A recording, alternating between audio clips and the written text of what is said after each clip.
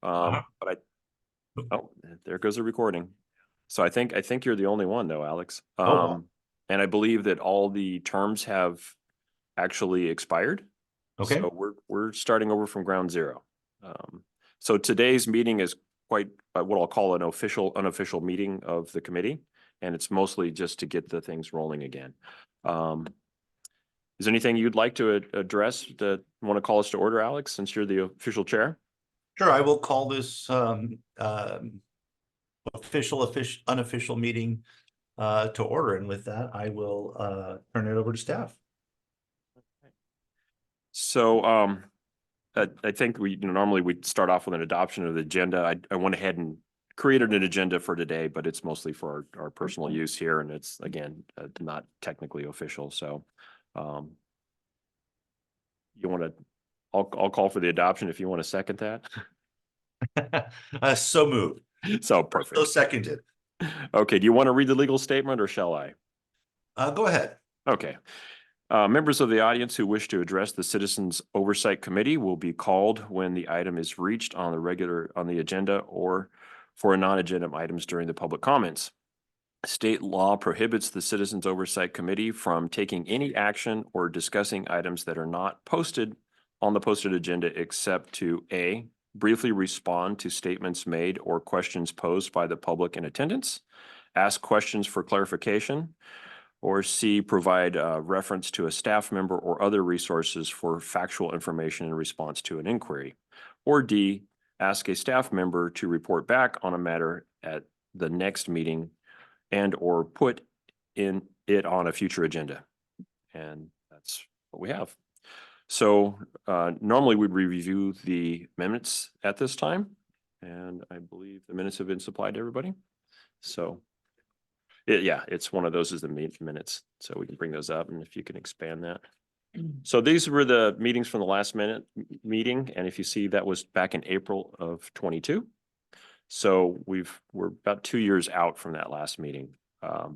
There was quite a bit of turnover here with the Pacific Grove Unified School District, and especially in the maintenance department. And also we did go through COVID. So things were a bit tough. And what we're doing today is trying to get restarted. So that's why these meetings are minutes are so old. So Alex, I don't know if you'd like to yeah, I'll make a motion to adopt the meeting minutes from April 25th of 22. Okay, so we don't have a huge consensus here, but I think we'll call that good enough. Can I just pause and ask the members, the folks that I see in the room here are not fellow board members. Can we just do a quick introduction so I can understand who's here? Sure. I think that would probably be good. So again, I apologize for that. So what we're doing, Alex, today is we're trying to get the committee reformed. And so we have several applicants here today. I think we received 5 applications. Is that right? Got it. Okay. Three applications. So we have Joe. I'm at large. I live over in Del Monte Park, kind of near the charter school, well, off of David Avenue. So, and I've had, I don't know how much you want to know, but I've had 4 kids. They're all grown up, went to public schools out of the area because my other jobs were in Gilroy and San Jose. And then we moved back home here the past 10 years. Okay. And then we have Gary. Gary Miller, yes. This is my first time on the committee. And I moved here to Pacific Grove. Turn on the light. Push the little, yeah, there you go. Got it now? Okay. Great. Bought a condo here back in 2013. Moved here permanently in 2018 in a house here in Pacific Grove. And recently joined the Senior Center Meals on Wheels. And other than that, I don't represent anything else. I have no children anymore who are not in college. And none of them went here to Pacific Grove schools or Monterey County. Hi, I'm Anastasia Aziz. Hi, Alex. Anastasia. I have two children right now in the school district. One is an 8th grader, one's a junior. So I think I qualify either as under number 4. I'm also a member of the PTA at the middle school and high schools, or number 5. I formerly worked for the city of Pacific Grove for 8 years, and am still living within the school district. So thanks. Perfect. So with that, Alex, I'm sorry. Okay. Actually, she's not a candidate. We'll continue with introductions. So these are our 3 candidates, and we'll be taking their applications to the board for approval coming up real soon. And then we'll go ahead and go with the other introductions. There it is. Matthew Binder, Director of Ed Tech. Myself and Director El Ghazi, we manage all district technology. I've been in this position for 7 years. I've been in the district for 12. I had a son graduate in 21 from Pacific Grove High School. Yeah, I manage, along with Lewis, we manage the Measure A technology ed tech budget annually, and we direct all project activities each year as well. My name is Metin Sertunç. I am a parent. My son is going to high school. I'm just interested about all what's going on in the, district for bond and everything. Thank you.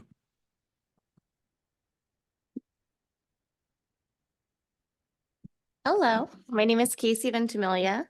I am a parent of 2 children. One's graduated already in 2020 from PG High. The second is currently a sophomore and class president, involved in leadership and concurrent dual enrollment at MPC. I am the VP of the high school PTA, the chair of Sober Grad, and the Big Sur International Marathon captain for our grant for the high school. In addition to my daughter playing volleyball for the high school team and travel volleyball for Pacific Grove Starlings. I try to participate in a lot of the local activities and fundraising, grant writing. I have a background in retail sales, business administration, and economics. And I live in Pacific Grove. I am a 3rd generation resident. I live up on the top of Del Monte Park, and I am happy to be here with all of you today.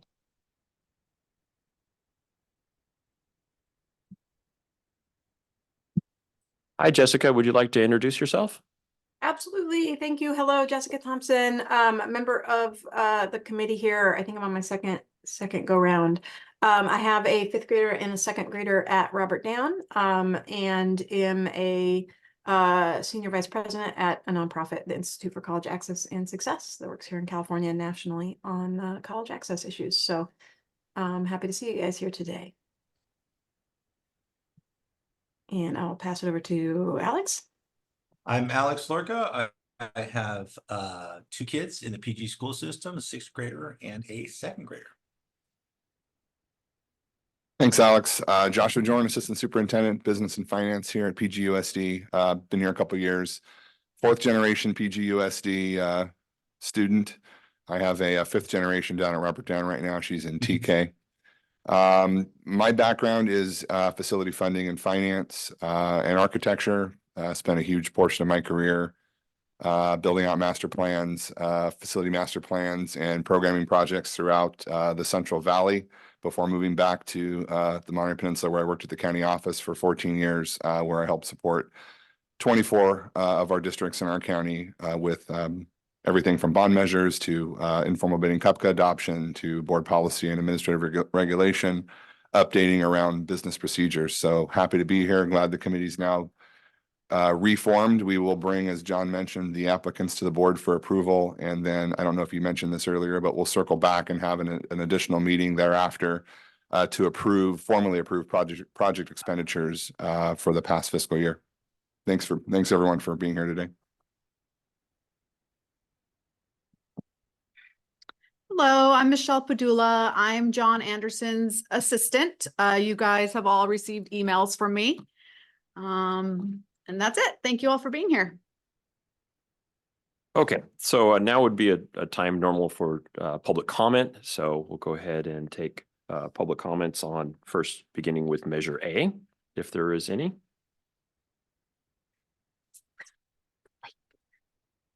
Okay. Okay. I guess now if there's no public comment for measure A, we'll move on to public comment for measure D. Any public comment on measure D?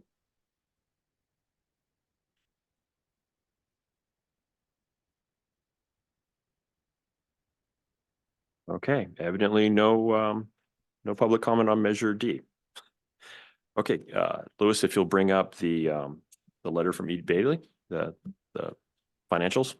Actually, no, the over one more, first tab. There we go. Actually, that's it. So we did have E. Bailey do our financial and performance audits. They came out really good considering the turnover we had.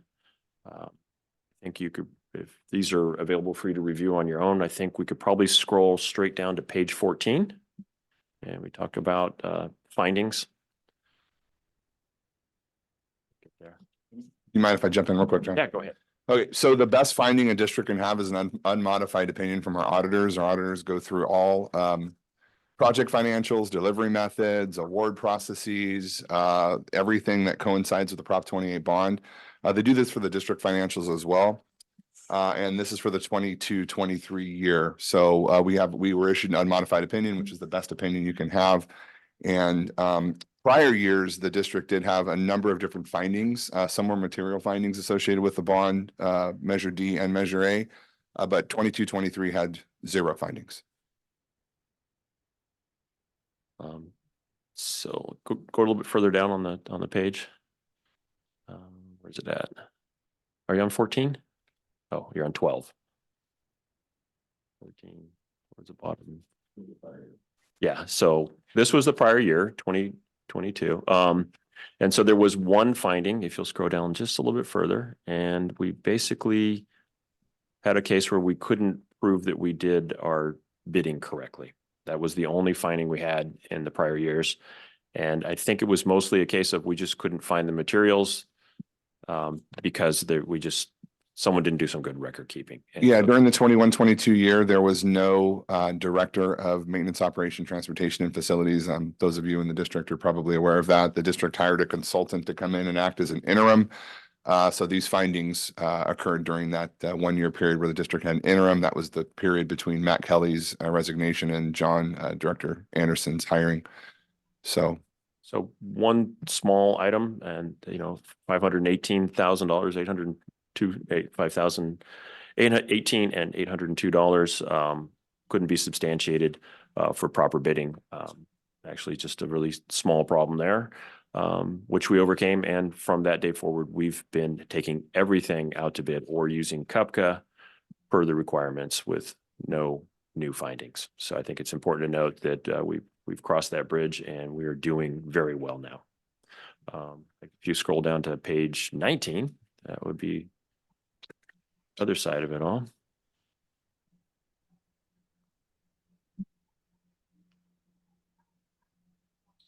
So audit results.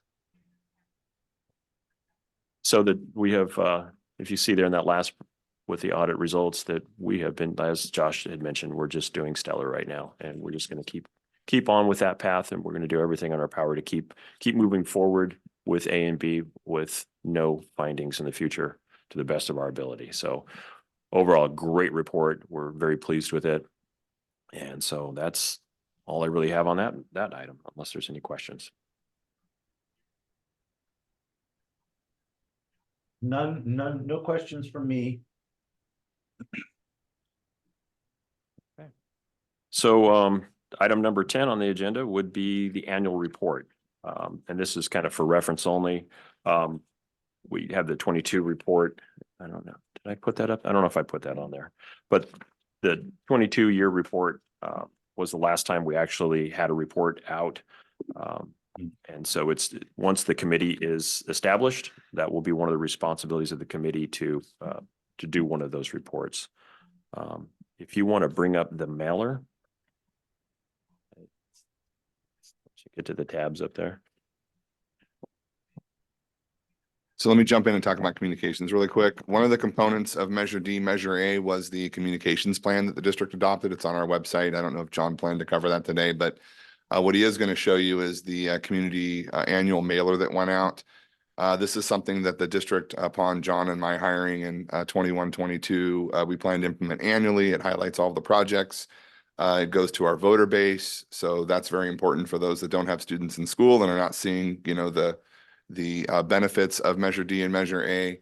Also, during Measure D project deployment, which is primarily from spring break through the summer, those that are parents within the district, more likely than not, saw a ton of communication from the district related to project delivery deployment, as well as many photographs and so forth.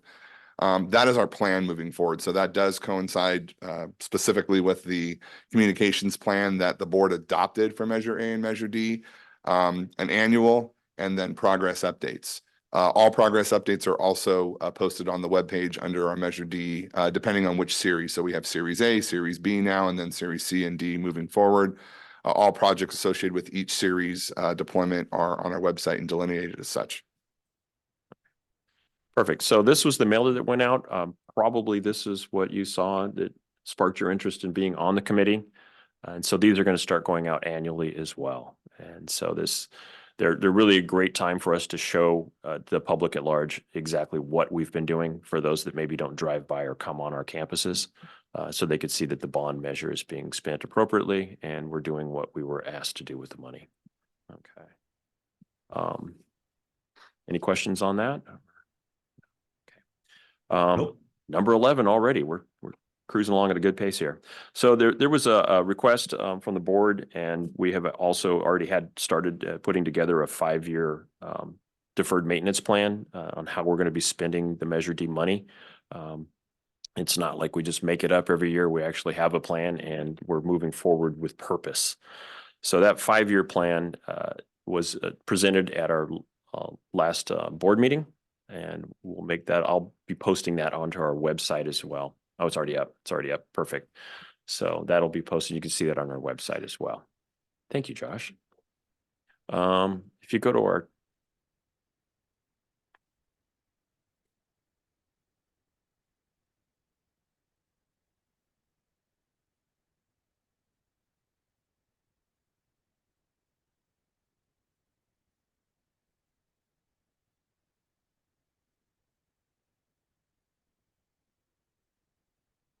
up one. Yeah, oops.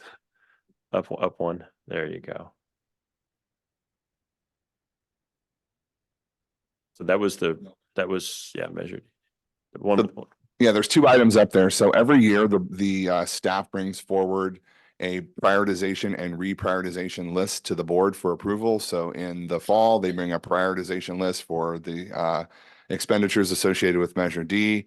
Then as we progress through the year, the Director John Anderson brings back a reprioritization list. So what you're seeing here is the last list that was approved last fiscal year by the board. That reprioritizes projects for the district based per site.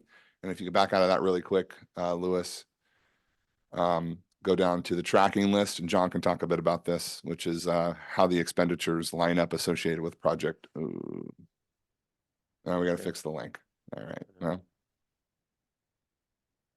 Well, anyways, it's a nice list if it was there. We'll get it there.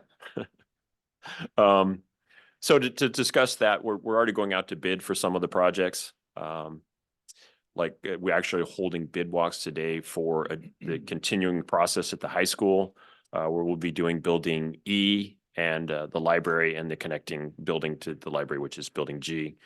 So we'll be doing 3 more roofs, painting, fascia, wood rot repairs, et cetera, at the high school. We're also having a bid walk for the 3 remaining buildings at Forest Grove for roofing, painting, and gutters there as well. It's been a long time since we've had that kind of attention, basically getting things done at our schools, especially with the building envelope.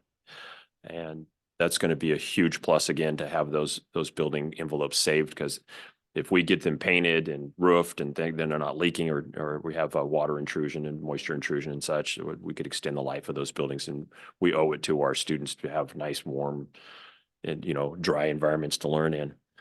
So it's exciting that the bond measure money is being spent that way. Oh, here it is. Perfect. So what we've done is we've put a priority on certain items, and it's so there's a thought process to the work we're doing. When I first got here, I kind of walked all the buildings and looked at the conditions and saw that these were absolutely the things we had to do first. We need to make the buildings tight and waterproof. And so you'll see that on the far right, there's a priority, and ones, twos, and threes are what we're going for. We're kind of dabbling around, with those priorities. Number ones being the highest priority. Number twos being things that are semi-urgent for either safety or security reasons. Number three, like if you see down there on David Avenue doing the asphalt sealing on some of the parking lot stuff, the importance of if we don't seal asphalt, then we lose it, and then it becomes a greater expense. Same thing with like the sewer repairs at David Avenue and those kind of things that we did is, you can't have a functioning school if we can't flush a toilet. So those things were number one. So everything that's in bold here, you see all the bolded numbers on where it says estimate cost. Those are real numbers, and those are for projects that are actually already completed. If you'll scroll down a little bit, listen. So we've made a pretty big dent in it since I've been here, and so we've got quite a bit. And so now we get into the section that we're going to start working on for the 23-24 year. And many of these were part of the reprioritization list I brought forward last year. And so this is just a continuation. And so we're trying to get big chunks of this work done. A lot of these types of work that we're doing do not require DSA review. These are simply maintenance items. And so again, these are low-hanging fruit that we could do immediately without delay. Some of the bigger projects that require DSA and engineering involvement, architect involvement, we're working on those in the back so that we could start advancing on those as well. Okay, so that's going to be on the website for your review at any time. Okay. So that kind of concludes the part about, where we're going in the future. Anybody have questions on that? Perfect. Okay. Great. So once the committee is set, we get over here to items number 12 and 13. These we need to set some dates for future stuff. One is there's going to be the annual report that's going to be required. We'd really like to get that on the May or June towards the end, our last board meetings of the season.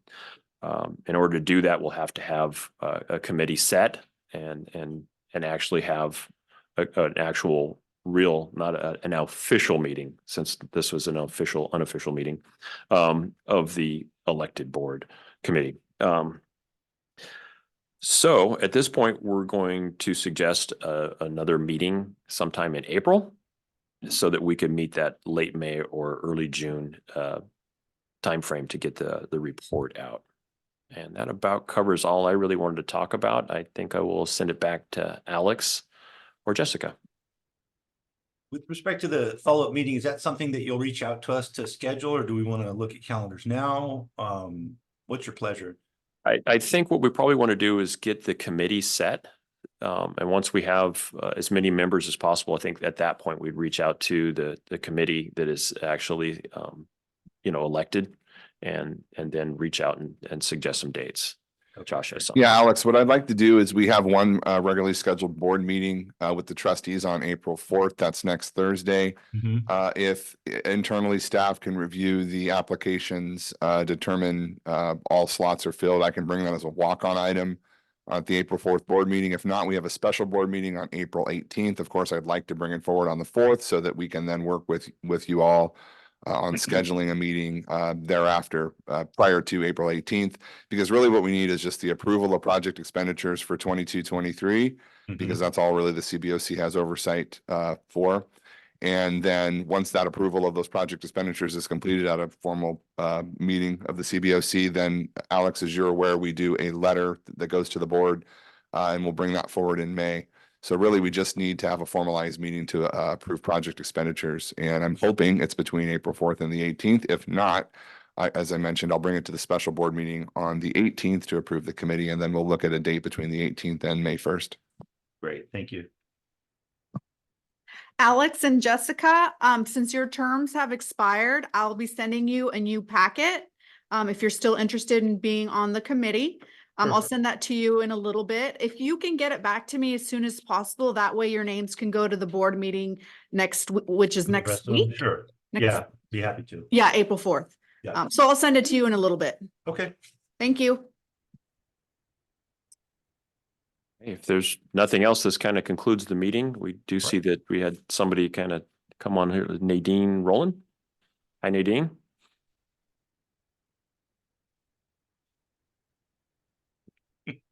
Well, we're past time for a public comment, so I just wanted to see if they're going to say hello to Nadine. Okay, and that pretty much concludes the meeting. And I think we'll leave it to the chair to adjourn. All right. Thanks, guys. Thank you very much. I appreciate all staff's efforts and we're adjourned. Thanks so much. Oh, I'm sorry. Anastasia, did you have something? No, thanks for Oh, sharing. the meeting. oh, just waving. Okay. Nice to see you guys. Take care. Thank you very much. Everyone. Thank you. Thank you, Alex. Bye-bye. Take care. Bye, Jessica. John, I have a question. You said these are going to be brought to the board? Yes, the board has to select. Right. Do we need to attend that meeting? You can, but I don't think it's required. Okay.